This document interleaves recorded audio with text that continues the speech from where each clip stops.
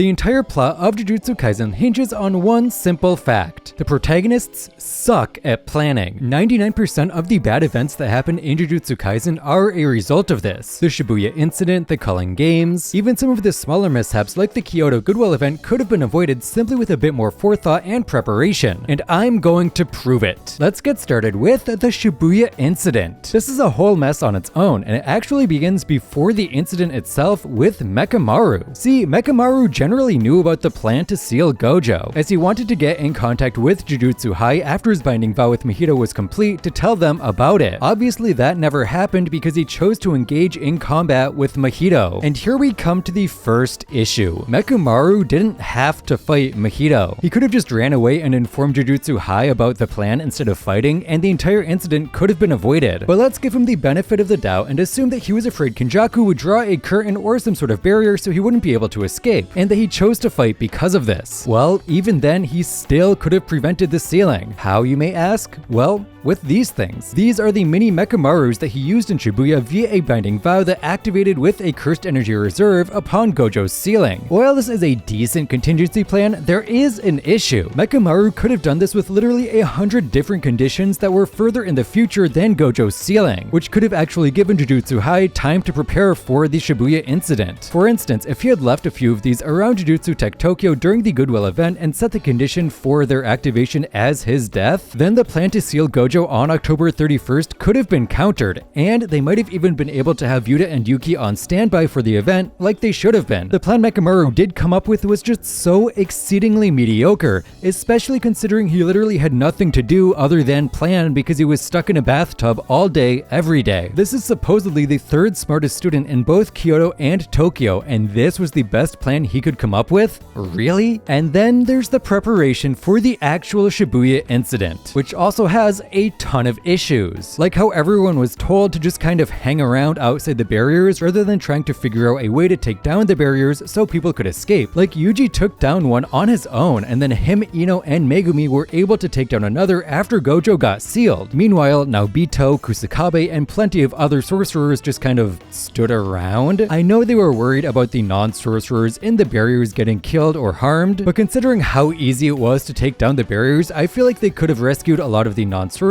with little to no issues, especially considering how Naobito could far outspeed any cursed spirits in Shibuya. They also could have asked Tengen for help with the barriers, as we know they can dismantle barriers as well. So instead of sending Gojo in the first place, they could have just torn down the barriers one at a time instead. Sure, this would have put Tengen at risk a bit, but would it really be that risky if Gojo, Naobito, Nanami, Megumi, Meimei, and Kusakabe were all there to protect them? Probably not. Another issue for the planning of Shibuya is not having any sort of contingency plan in the event Gojo gets sealed or killed or something. I feel like anyone with half a brain could have figured out that the opposition had some plan for Gojo since they asked for just Gojo. Sure, it was the Gojo Satoru, so pulling off any sort of plan against him would be super unlikely, but that doesn't mean it's impossible, especially with an event on the scale of Shibuya with the amount of innocent lives on the lines. They should have come up with some plan for successfully rescuing the non-sorcerers rather than complying with the demands of the cursed spirits and cursed users, which is, once again, a poor planning decision. Look at the past year of Jujutsu issues with the Night Parade, the Kyoto Goodwill event issue, and the Junpei event. All of them tell us that trying to reason with cursed spirits and cursed users doesn't really end well for the innocent people that get forced into these situations. Yet somehow, the people controlling Jujutsu society still haven't learned that waiting around is a bad idea, and as a result, all hell broke loose after Gojo was sealed, and everything went so much worse than it had to. You know what else was a bad idea? Not having more sorcerers on standby in general. Like, is this really all the adults they have available? Really? Only like 9 of them? There's not a single other adult they could have called for this huge incident? I know part of the issue is the loss of sorcerers during the Night Parade the prior year, but I feel like an event of this scale should have had some sort of all hands on deck call. Like, where was the rest of the Zenin clan? If Naobito was able to get there and be ready for Shibuya, why wasn't Noya there as well? They literally have the same technique. They're there's no reason Noya shouldn't be there too. And considering how much time they spent standing around, I don't think it's absurd to say that the rest of the Zenin clan probably could have gotten there as well. Junichi, Ogi, maybe even Ranta, all of them probably should have been there, and a lot of them were probably strong enough to make a difference in the incident. Now, I know the real reason this didn't happen is because it's just what the plot needed, and the whole incident would have been less interesting. But if we're talking from a pure efficiency standpoint, more Zenin clan members should have been there. I truly believe that with a bit more forethought and a larger attempt at planning, the majority of the Shibuya incident could have been avoided, and thus all the issues that arose as a result of the Shibuya incident could have been avoided as well. But that didn't happen, so we have to talk about the next two arcs, which also have huge planning and strategy issues: the Culling games and the fight against Sukuna. Let's start with the Culling games. But before we get into it, please consider subscribing. It's my dream to hit 100k by the end of the year, but if we want to do that, we need to have a stellar rest of the year, and I can't do that without your support. So if you're enjoying the videos, please subscribe. It would really mean a lot to me. Oh, also I just started a second channel, so check that out too. Overall, the Culling games are not nearly as mismanaged as Shibuya, but there are still a few issues. One of the most obvious ones is not leaving Yuta behind with Chozo. Switching the roles of Yuta and Yuki would have made the fight against Kenjaku much closer, if not a pure sweep in the protagonist's direction. Yuta's ability to output reverse curse technique essentially invalidates Kenjaku's curse manipulation technique, and he also has a broken domain, so he can force a clash of domains while having Tengen weaken Kenny's barrier as well. Now, it's not guaranteed that Yuta's domain is 100% equal to Kenjaku's, as he is the second strongest barrier user in history, but Yuta's domain is almost definitely stronger than Yuki's, so with Tengen's aid, they should be able to strip away and weaken Kenjaku's domain, leaving him in Yuta's domain while in curse technique burnout, which would probably be a quick win. This is just one scenario that could lead to a different outcome in the fight against Kenjaku, but you get my point, right? It's a way more sound solution than what Yuki and Tengen planned, and they don't have the excuse of being a high schooler. As for Sendai, I don't really think Yuki would struggle that much here. Really, only Uro would give her some trouble because her sky manipulation technique is a pretty good counter to Star Rage. But even then, I don't think she would pose too much of a threat. I already made a whole video on what would happen if Yuki entered the Culling games, so I don't want to spend too much time on it now. Instead, let's move on to the next planning blunder of the Culling games: Megumi's oversight of Sumiki's status. This is by far the biggest blunder in the Culling games, bar none. Megumi is often considered one of the smartest sorcerers at Jujutsu Tech Tokyo, and yet he never once considered that his sister might be a reincarnated sorcerer despite fighting one like 4 days prior. This is potentially the biggest oversight in the entire series, and it indirectly led to so many deaths thanks to Sukuna being able to use Megumi in his mentally unstable state. It also wasted a lot of the points the students had been saving up. To be honest, I don't even understand how Megumi made this oversight. Like, he talked to Sumiki multiple times and heavily participated in the Culling games, and yet it never once crossed his mind that she might be a reincarnated sorcerer. Like, how do you overlook that? The only argument that I could see being valid is that he is just a teenager, and his concern for saving his own family blinded his judgment a bit. But you know what probably would have helped Megumi see through this process and think a bit more critically? Some adult leadership. Because much like the Shibuya incident, the adults are just not present enough here. In fact, it's even worse than the Shibuya incident because there's not a single adult that enters the Culling games. Not Meimei, not Kusakabe, not Ino, no one. Granted, a good amount of the adults did die in the Shibuya incident and the Zenin massacre, but it's still crazy to me that they had the 17-year-old Hikari fighting Kashimo, who conquered his era, and the 16-year-old Yuta fighting sorcerers from the Heian era, and doing so with zero supervision or backup. And I guess it did end up being fine in the end. It's just crazy to me that they had zero guidance for this whole thing when it should have been in everyone's best interests that Gojo gets unsealed regardless of what the higher-ups say. There's also a number of smaller things like Hana's misstep against Sukuna, which I can't really blame her for because she's not a traditionally trained sorcerer. However, the last fight worth mentioning is filled with traditionally trained Jujutsu sorcerers, special grades, and adults. Yet despite all these pros, the fight against Sukuna has some of the absolute worst planning in the entire series. Let's start with Gojo. Gojo's fight against Sukuna is actually extremely well calculated. He showcased his skills in domain expansion and his skills in general combat. But the thing is, he didn't have to. He could have faced 15-finger Sukuna a month earlier rather than giving Sukuna time to consume the remaining 5 fingers. The fight between 20-finger Sukuna and Gojo was extremely close. So Gojo versus a 15-finger Sukuna should have been a complete wash even with Kenjaku and Uraume there. This 3v1 would have been a complete cakewalk compared compared to what he had to go through against full power Megumi. Yet, for whatever reason, he decided to wait a month and make his life far more difficult. The obvious reason for this is that Gojo vs Sukuna is one of the most hyped up battles in manga history, and as such, they both needed to be at their peaks, which this fight wouldn't have been. But Gege should have at least given Gojo a reason for waiting besides just having some stuff to do. Like, what on earth was more important than beating the two biggest threats to Jujutsu society right there and then? But it doesn't stop there, because it somehow gets worse after Gojo and Kashimo's deaths. First though, I would like to remind everyone that the plans to beat Sukuna were done with the aid of highly knowledgeable adult sorcerers such as Kusakabe and Meimei. Yet despite that, they somehow didn't think of sending LaRue in at the same time as Higuruma, which would have made this fight so much easier. A lot of people talk about sending Yuta in with Higuruma so he can use cursed speech, and then Higuruma can stab Sukuna with his executioner's sword. But wouldn't it be even better to send in LaRue, who has an ability that can completely immobilize people after using his technique on them? Plus, LaRue didn't have an important job like Yuta did, but instead, they waited for Higuruma, Yuta, Kusakabe, and Maki to all sustain heavy injuries before sending in LaRue. And while we're on the topic of LaRue, what did Miguel even do? Like, I know he was reluctant to fight Sukuna in the first place, but he literally showed up, hopped around for a few pages, and then dipped. I mean, in his shoes, I definitely do the same thing, but I digress. Another issue that arose in this fight was letting everyone have their moment rather than having everyone jump Sukuna simultaneously. I can understand letting Kashimo go alone, as he probably wouldn't have wanted to wait and contribute to a huge jumping, but like, they 100% should have gotten more people in once Yuta joined the battle, as he was probably their best chance at winning. I know part of the reason they took this approach was to try and save lives, so like, if Yuta could beat Sukuna, then no one else would have to risk their lives in the first place. But this has very evidently backfired, as one after another of Jujutsu Society's strongest sorcerers have fallen individually, when a larger all-out brawl probably would have been more effective, especially in Yuta's domain. Imagine if the fight in Yuta's domain had included others like Higuruma and Maki in addition to Yuji and Yuta. It 100% would have been far more effective than letting them all fight individually. And remember, this was the best plan they could come up with the help of adults. I know they are going up against Sukuna here, and they don't have the hindsight that we do as a reader, but it's still crazy to me that they didn't put more thought into this plan, especially since they did a great job of planning their training. Really, the only aspect of this plan that seemed like a good idea was how Todo acted, which was a plan conceived by Todo himself. Overall, a lot of sorcerers could have survived Jujutsu Kaisen if they just put a bit more emphasis into planning. Sure, they were up against Kenjaku, who had been planning a lot of this for over 1,000 years, but that doesn't mean his plan was foolproof. In fact, I think a lot of his plan banked on the incompetence of Jujutsu Society to work. Had a more active plan been used in Shibuya, or had Gojo challenged Sukuna when he had just 15 fingers, all of Kenjaku's planning would have gone to waste. It is explicitly because of Gojo's arrogance and the antiquated ways of Jujutsu Society that Kenjaku was able to move in the way that he did. Maybe this was somehow set up by him in the past, but we don't really have any evidence of that happening, so we have to assume it's just Jujutsu sorcerers being bad at their job. Anyway, I think my point is proven. Thank you so much for watching. As always, it does mean a ton to me, and I'll see you again next week for our next video.